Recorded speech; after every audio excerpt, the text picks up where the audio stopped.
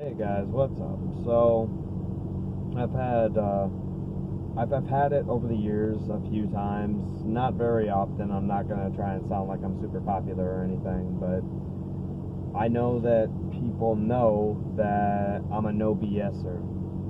Like when I go to the gym, that's that. Like I mean, sometimes I even feel like posting to my story to hopefully get someone motivated, because I have had people inbox me and tell me that they felt motivated after viewing my story. But like sometimes even I feel like that, that's a bit too far. So basically, when I go to the gym, like all my focus is there. It doesn't matter what's going on out here. Like my focus is there, in the weight room where it needs to be. So the thing is, this morning again, I got asked by a coworker friend.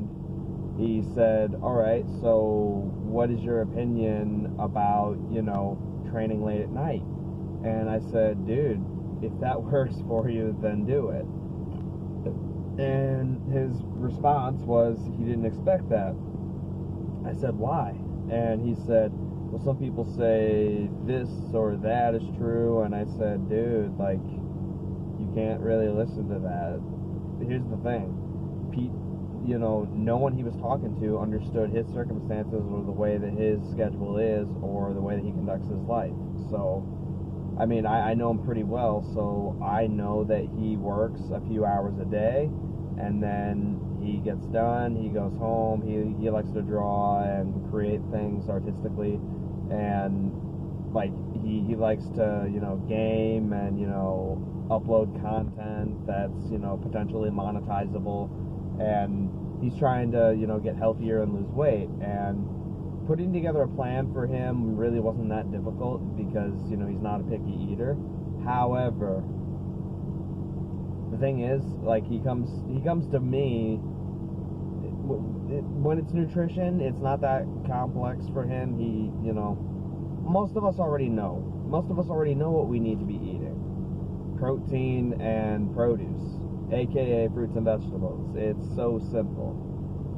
I mean, like, the thing is, he doesn't come to me about that as much. I only needed to give him one list, and he's been following it since. And the other thing is like, it takes time and time and time. I saw a picture meme the other day that said, it showed the person as a youth, as a youngster, a baby, and then it showed them gradually growing over the years. And then once they got to the tail end, they were fat, they were overweight. And it said, and the caption read, "It took you 20, 30 plus years to reach this point, so stop expecting this." And then all it did was show the same thing, but in reverse. It showed you going from fat to healthy. It said, "Don't expect that in 30 days if it took you 30 years to get like this." And hopefully that makes sense to you.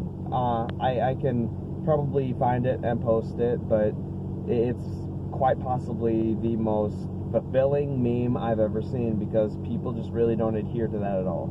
They expect to see pounds and pounds drop within a couple weeks, and that's not how it works. Most of you, and I'm not judging anyone viewing this, whoever does view this, but most expect it, within a decent amount of time. And keyword time. It takes time.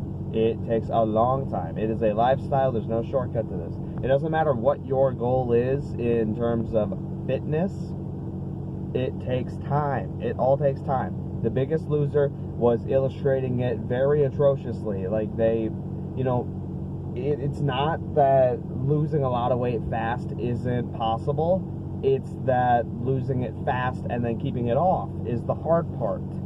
Because crash coursing yourself into a hardcore fitness routine when you're used to, going to work, coming home, eating, and then just watching TV, like, that's a lot of American citizens. That was me for a long time. Like, it's hard to break out of that habit.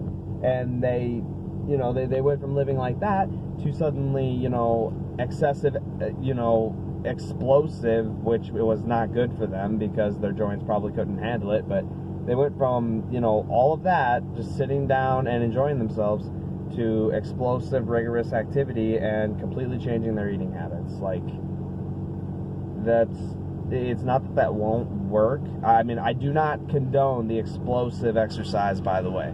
Not on people who need to be careful with their joints and how hard they're moving. So, I don't condone that at all. But, like, it is possible to do this.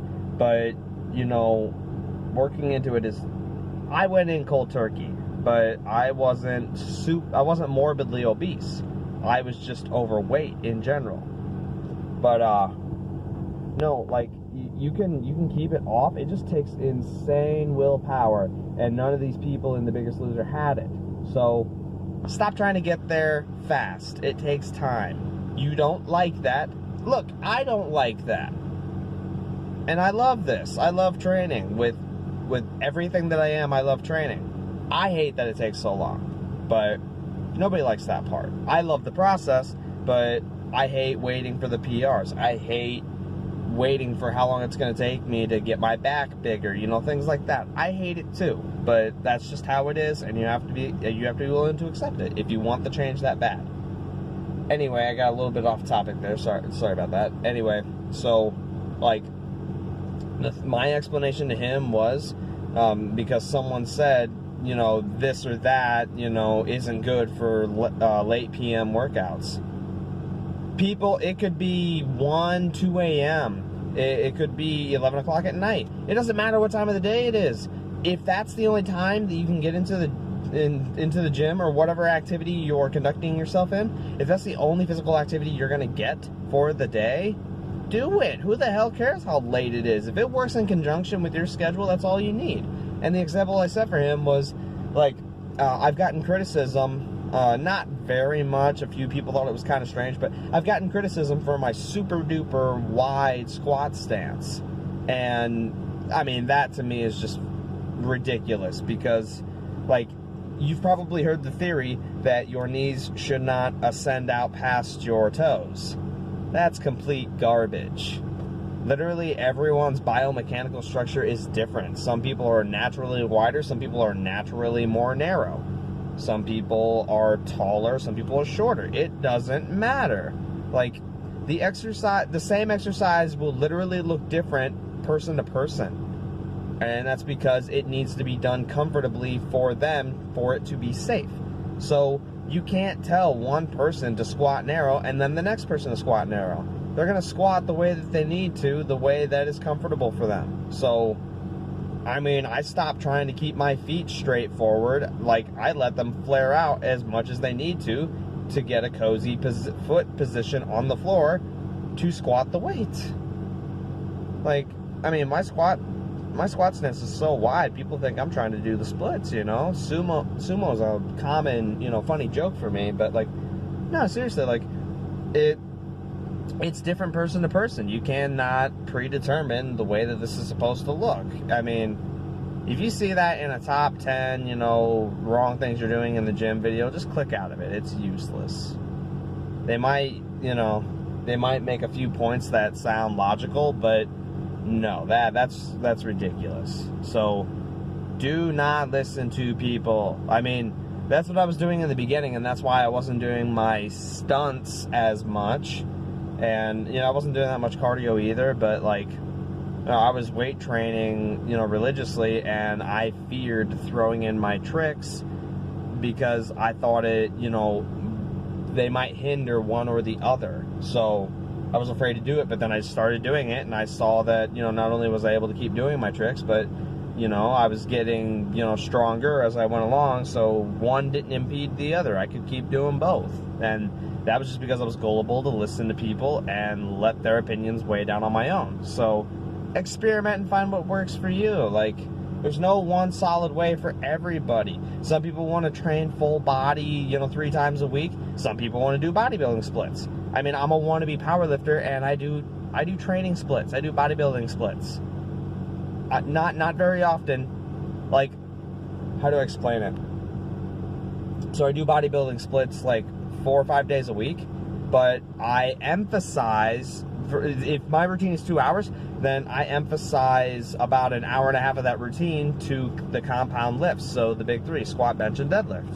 So after that, I'll just isolate the muscle that I'm training. Pretty simple. Like, I found what works for me, and that's how I operate. I think that that's how everyone else should do it too. Do what works for you, and, you know, just tailor it to fit you. Timing, nutrition, the exercises, and another thing as far as exercises go, like, unless you are medically excused from, you know, the squat, and yes, I'm going straight at the squat. It's the best exercise there is. Unless you're medically excused, like if you're, you know, if you don't have any more cartilage in your knees, like there's, I mean, don't get me wrong, if you don't want to squat because that's not your kind of training, that's fine. Like, I won't judge you for it. I'll mildly make fun of you for it, but I'm not going to judge you for it. Like, do what works for you. But unless you're medically excused, there's no reason not to squat. Literally, any program, no matter what you're doing, squatting is essential. It's a fundamental thing that we do every day. When we drop something, when we bend over to pick something up, whatever it is, we literally squat every day. Even on the toilet, there's no reason not to. So, just thought I would throw that in there, and thanks, guys.